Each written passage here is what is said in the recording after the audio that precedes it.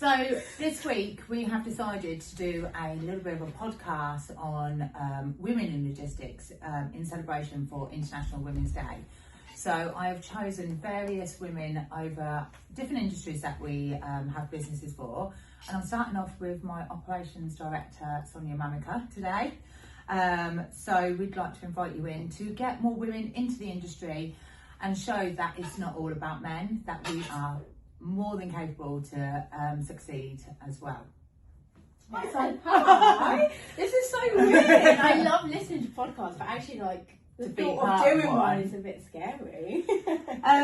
What we'd love to know is your journey, because it has been an amazing one as well. So let's start off by tell us a bit about yourself, your role, and what a typical day looks like for you. So I suppose a bit about me, which I'm sure you already know, but obviously for listeners, I am originally from Albania. We moved over when I was 2 years old. I'm one of 6. 5 girls, 1 boy. Mum, dad, Nan also lives with us here as well. So we've been in the UK for 27 years now, 28 actually, I think it is. Went to school, college here, didn't go to university, decided just to sort of start work straight away. Done a few jobs outside of logistics previously, and then in 2018 I had my interview with you in Swindon.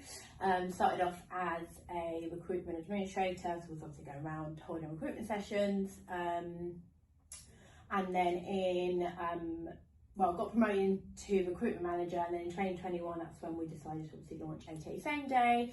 And I remember it really quite vividly because looking back, it was insane where we come from, and obviously, what we've achieved. In a port cabin, obviously in Oxford, literally just sat there going through online, seeing what was out there. Every sale that we had a little bell, which was, it was fun. It was scary because obviously I hadn't come from a logistics background, so it was quite foreign to me. But I think obviously you've got tons of experience in working with people that had exposure to the industry previously, sort of helped as well. And then in 2021 decided to launch 88 Same Day, just really building up our client base. I guess it's been a journey since then. But to look back is crazy because we have achieved so much. It's a bit about me. I love travelling as well. I have just exchanged on a house, hoping to move in on the 13th, finally. I've got a boyfriend, no kids, no pets. Pretty much it. Awesome. What surprised you the most when you started in logistics? Yeah, good question. I think obviously I touched base on it that it was completely foreign to me. I think knowing now what I do, I think it's crazy to think that everything happens because of logistics, but you just not being in it, you don't have that understanding of it.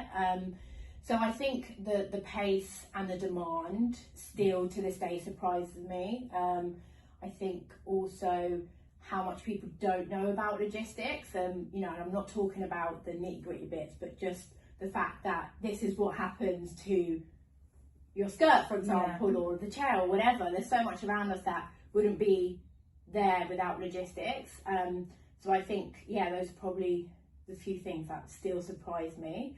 And I'm sure there's still so much more about logistics that, we'll come to know. Been in the industry 8 years compared to however many years you've been. Many. And I remember when we first started, we'd be going on our drives, and you'd be like, hey, what vehicle's that? And I'd be like, oh, it's an 18 ton, or it's a Luton, or whatever. So I've come a really long way, but still I'm sure lots that can be learned.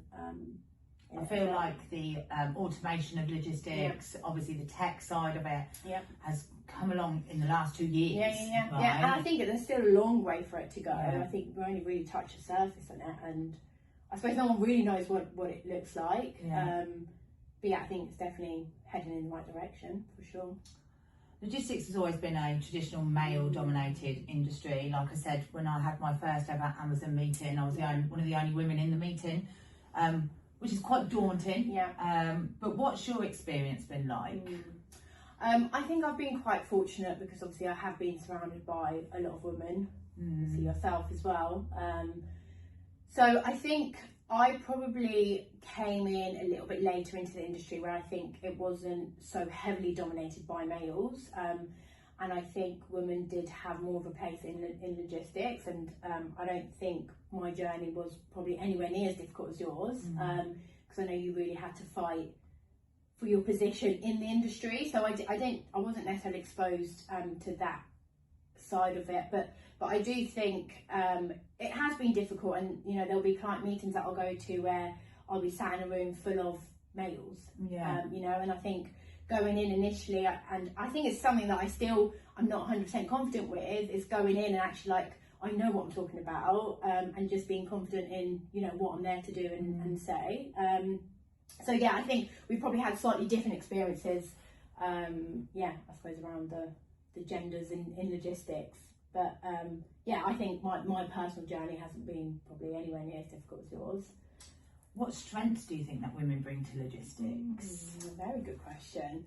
I think all genders bring lots of different strengths. I think women, in my experience anyway, I think probably think outside of the box a lot more, which I suppose has helped us, you know, compete in some instances with the bigger players out in the market. So I definitely think, being more perhaps logical in a sense, and maybe thinking, you know, outside of the box. I definitely do think that personal touch as well. I think females are a lot better at, you know, taking the time ahead of a meeting to get to know that person outside of their role or you know, business that they work for, which I think probably males are not so good at doing.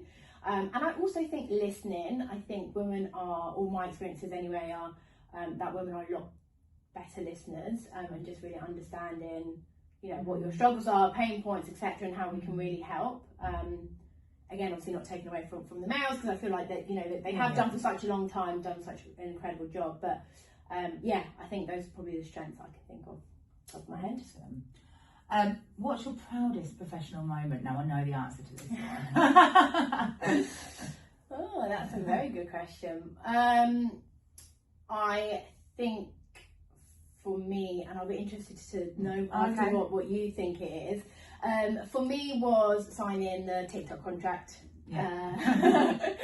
It was such a long process, months and months and months. I had to really learn things that I just wasn't confident with, you know, the tech.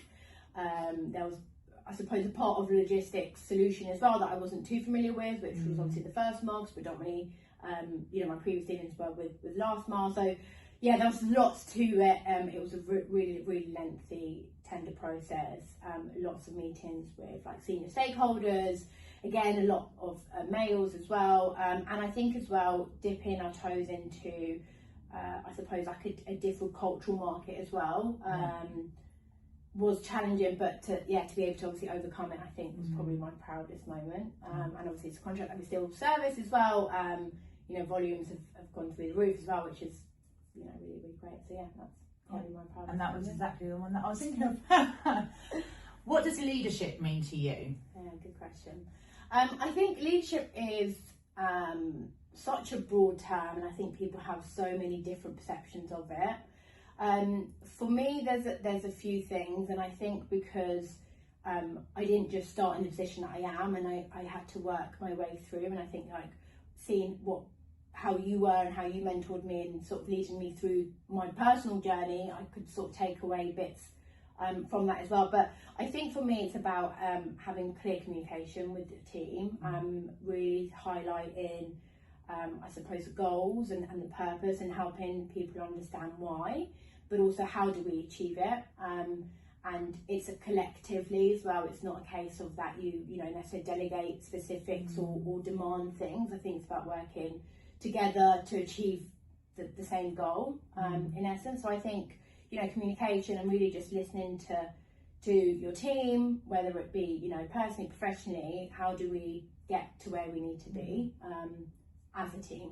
And that for me is what I think it is anyway. Yeah. And do you think it's changed in like the 8 years? Obviously, that's, you know, have you seen much change in leadership and the demands that leaders have to take on now? Yeah, I think there's been a massive massive change. I think just the whole working culture, I think has changed massively.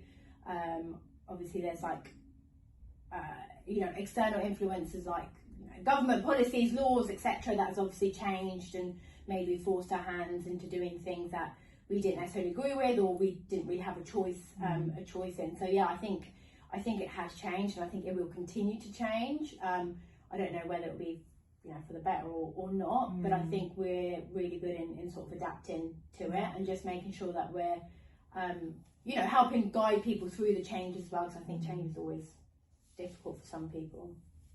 When was the switch point where you went, do you know what, I've got this? I think I don't necessarily think there's one, I don't think there's been like a catalyst moment. I think there's been lots of different stages and things that have happened throughout that have sort of helped me get to where I am now, especially with like my confidence, and like you would know all too well. I suppose this little naive, really inexperienced girl in essence when I first started, obviously where I am now. I think again I'll go back to the TikTok thing. I think winning such a big contract was a real big thing for me, personally and professionally, because I think I sort of overcame some boundaries that I'd set myself, and I think just being really confident in what we were selling, and obviously then to get awarded the tender was a really big thing. I've had conversations with you, and you're just like, I'm so proud of who you are and like who you've become, and I think that I suppose encourages me to sort of push more and push those boundaries, both professionally and personally. So yeah, I think there's been lots of little bits throughout. I don't think there's been like a substantial moment where I've been like, oh my god. But yeah, so I think those have been my moments. Seeing you on this journey, like personally as well, has been amazing. Seeing you grow, seeing you develop, and your confidence. Yeah, I think that's probably one of my biggest things, because I think, and there's still a lot of room for improvement, but I think now knowing like who I am personally, but also like what we collectively can do to support, I think like aids in that confidence as well. So I've got a quick fire round now. Okay. So one word that describes logistics. Intense. Coffee or energy drink on a busy day? Coffee. Early starts or late finishes? Late finishes. The best part of your job? Very good question. Can I answer up to a sentence? Go on then. I think the word's very hard. I think feeling accomplished at the end of the day, or a project, or a week, or a month, or whatever. I think it's just that feeling of accomplishment. And advice in one sentence for a woman that is considering logistics? Do it. Yeah. Okay.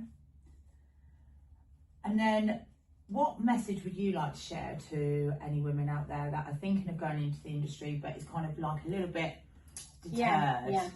I think, take me as an example. I had no previous experience in logistics whatsoever. I didn't really understand what it was and why it was so important, I suppose, for everything. And I've still got a long way to go, and I think, like I said, obviously I touched base on it, there's still a lot more for me to learn, but I think don't let it deter you. As long as you're confident and you know what you want and how you're going to achieve it, I think you shouldn't let anything or anyone get in the way of that. So yeah, I think just if you're thinking about it, do it, and just make sure that you're confident and back yourself up. Nothing ventured, nothing gained. Exactly.